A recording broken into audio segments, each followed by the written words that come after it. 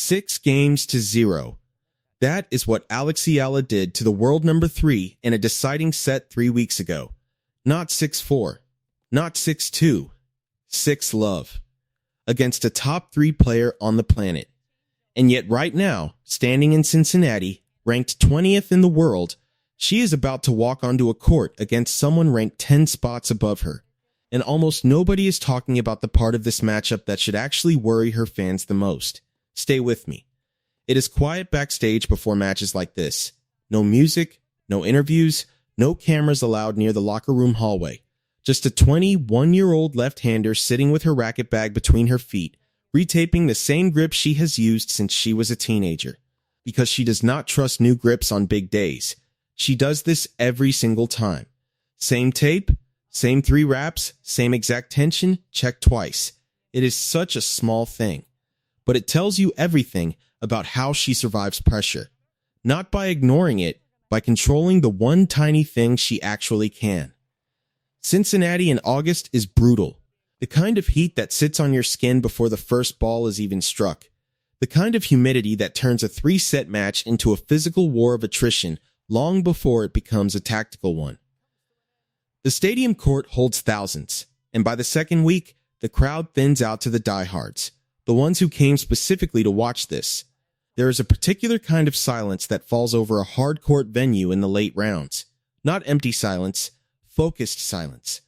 The sound of a crowd that already senses this match is going to matter more than the seating suggests.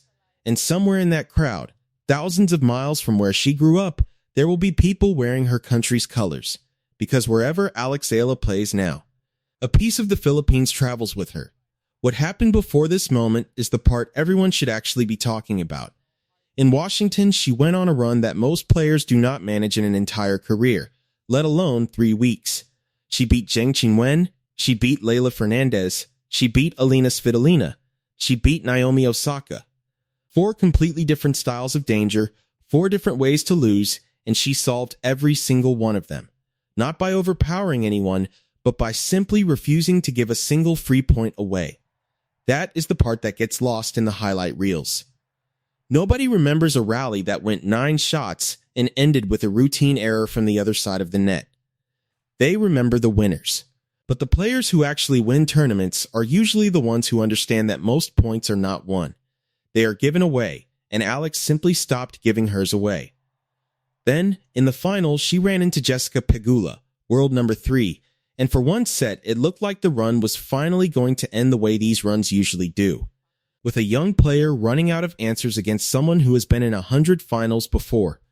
She lost the first set clean. No excuses, no injury, just outplayed. And then, something shifted. In the deciding set, she did not just beat Pegula, she erased her. 6-0.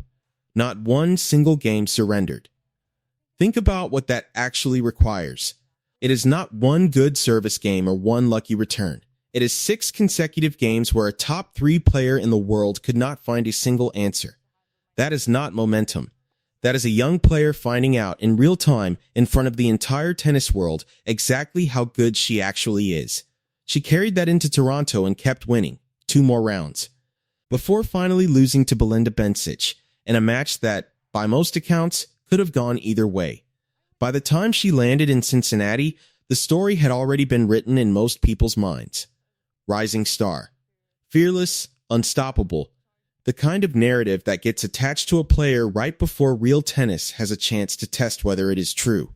Except her first match in Cincinnati told us almost nothing. She was up big against a player named Ruse, 6-1, 3-0, when the match simply stopped. Ruse had been carrying a foot injury the entire match, visibly limping between points, landing under 40% of her first serves, clearly compromised before she even walked onto the court. She retired. Alex advanced. And here is the uncomfortable truth underneath that scoreline. We still do not actually know how sharp Alex is right now, because we never got to find out how good her opponent was that day. What we do know is smaller, quieter, and maybe more telling. She converted every single break point she had, 5 out of 5. She did not hit one double fault. No wasted points. No panic. Just discipline. The kind that does not announce itself. The kind that only becomes visible when everything around it falls apart and it is still standing there. And that is exactly the problem. Because the win over Ruse proved her discipline. It did not test it. A player can be perfectly disciplined against an opponent who is barely moving and still find out nothing about how that discipline holds up when the person across the net is fully healthy, fully dangerous, and actively trying to dismantle it point by point. The win goes in the record book the same way either way, but the two things are not the same, and everyone inside the sport knows it, even if the scoreline does not show it. And the player waiting for her now is not going to let that discipline sit comfortably for very long. Her name is Amanda Anisimova, ranked 10th in the world, seeded 9th in this tournament, and she plays tennis like she is trying to end an argument before it starts, where Alex wants to draw a point out, make you hit one more ball, then another, then another. Anisimova wants the point over in 1 or 2 strikes. In her last match, she beat a dangerous opponent in straight sets, landing over 60% of her first serves, hitting 6 aces, and winning the vast majority of her return points. Numbers that suggest her serve and her return are both weapons right now, not liabilities. Earlier this year, she dealt with a real, documented wrist injury that forced her out of part of the clay season. She has been competing since, including a run through Toronto. Whether that injury is still affecting her is genuinely unclear, and it would be dishonest to pretend otherwise. That uncertainty is not a small detail. It is the exact kind of unknown that keeps a match like this from being decided before it even begins. Here is the paradox nobody is talking about.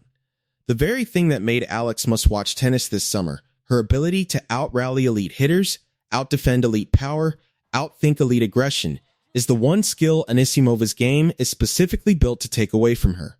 Alex's forehand is a heavy topspin weapon built to push opponents backward point after point until something cracks, and the target for it here is obvious, Anisimova's backhand side. If Alex can get that ball high and deep into that corner again and again, she can drag Anisimova into exactly the kind of extended point she does not want to play. But if Anisimova gets to that same forehand early, before it has time to push her back, she can redirect the pace instantly and flip a defensive position into an attacking one. This match is going to be decided by something almost invisible if you are not watching for it. Rally length. If points stay short, 1 to 3 shots, that is Anisimova's terrain completely. If they stretch to 4, 5, 6 shots, the match becomes contested, balanced, unpredictable. And if they go longer than that, 7 shots or more, the advantage tips back toward Alex because of her movement, her range, her ability to keep spinning that ball deep even when she has been pushed into the corner, and logic says she should already be broken. There is one more crack sitting underneath all of this. Anisimova has had real trouble with double faults in recent matches, several of them coming in bunches under pressure. Alex's return game has proven all summer that it finds cracks like that and widens them without mercy, which puts Anisimova in an uncomfortable bind. She has to attack Alex's second serve aggressively to control points, but she cannot afford to give away cheap points on her own second serve, because Alex will not let that mistake go unpunished.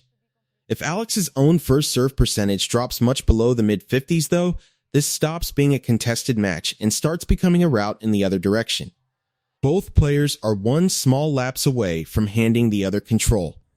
That is what makes this so different from anything either of them has played this month. It is not a match where one player is simply better and the scoreline eventually reflects it. It is a match where the smallest technical detail, a first serve landing or missing by a few inches, a return struck a half-second early or a half-second late, decides which version of the match actually gets played. Most matches are decided by talent long before they are decided by anything else. This one might genuinely come down to who blinks first under the exact kind of pressure they are least comfortable with. This is why this particular match matters more than a round of 32 normally would.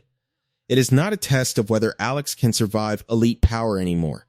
Osaka, Pegula, Svitolina already answered that question in Washington. This is a test of something she has never had to solve this summer. A player who refuses to give her the long points she thrives on. A player trying to win the argument before Alex is even allowed to speak. And that is precisely why people are watching from outside the sport entirely, not just from inside it. Because underneath the rankings and the rally statistics, this is a story about being underestimated at exactly the moment you have earned the right not to be. About proving that a breakthrough was not a fluke by surviving the one style of opponent built specifically to expose flukes. For a country that has waited a long time for a player like this, every one of these matches carries weight that has nothing to do with ranking points. She is 21. This is not close to finished. If the discipline she showed against Ruse and the composure she showed against Pegula hold up against a completely different kind of danger, the natural next targets are not far off. A first appearance inside the top 15. A deep run at a hard-court major before the year is out. A signature win over a top 5 player that nobody can call an upset anymore. None of that happens automatically. It happens one match like this, one at a time. So here is where this actually lands. This match was never really about a ranking gap of 10 spots. It was about whether a 21-year-old who just found out how good she is in Washington could prove it again against someone trying to take that discovery away from her in under an hour. The forehand against the backhand. The long rally against the short strike. Discipline against urgency. Somewhere on that Cincinnati court, one of those philosophies is about to lose, and whichever one it is, we are going to learn something about Alex Eala that a 6-love set already told us, but the rest of the world has not fully accepted yet. That she does not just survive danger. She waits for it to make a mistake, and then she takes it apart quietly, 1 point at a time. 6-4, 3-6, 6-4. That is the number I am putting on it, and it hinges on exactly the thing we talked about. How many times she can force a 4th shot before the point is decided for her. Tell me in the comments, do you think this is the match where the Washington breakthrough proves it was real? Or is Anisimova the one player built to end this run before it goes any further? In a few years, when everyone knows this name, you'll want a record of when you knew first.